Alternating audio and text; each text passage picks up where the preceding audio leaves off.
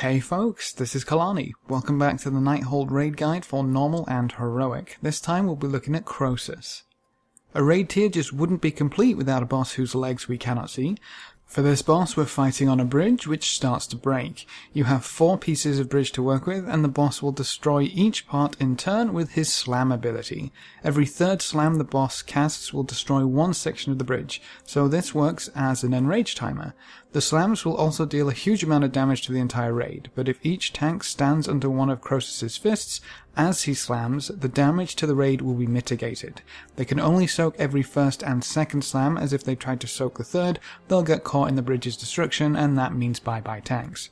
Keep everyone healed up as much as possible, because there's a lot of raid AoE damage in this fight, and if anyone is low when the slams go out, they're guaranteed to die. The tanks also have a debuff to deal with called Searing Brand, which deals a good amount of damage over time and stacks. We had our tanks swap around 7 stacks.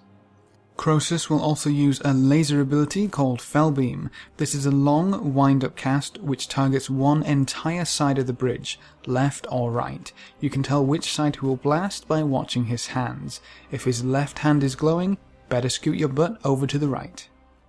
Keeping up with the Fell energy, Krosus will also cast Orb of Destruction.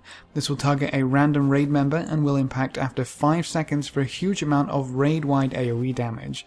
That damage is reduced the further the target of the orb is from the raid, meaning they have to hightail it as far back as they can before the orb is unleashed.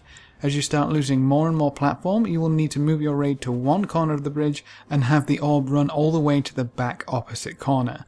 This fight can really get rough when you're left with 1 or 2 platforms. The last ability Krosus can use is Burning Pitch. He'll throw a bunch of Fell across the bridge marked by the green swirls. If someone stands in a swirl, it won't spawn an ad, but you'll get an ad for every swirl that isn't soaked. Make sure to pay attention to the back areas, as a few ads left unchecked can wipe your raid pretty quickly. We focused on soaking any swirls which were singled out, so that any ads we had left to kill would be as stacked up as possible so we could AoE nuke them down. Everyone needs to turn and blast these ads down before returning to the boss and keeping an eye out for that Fell Beam.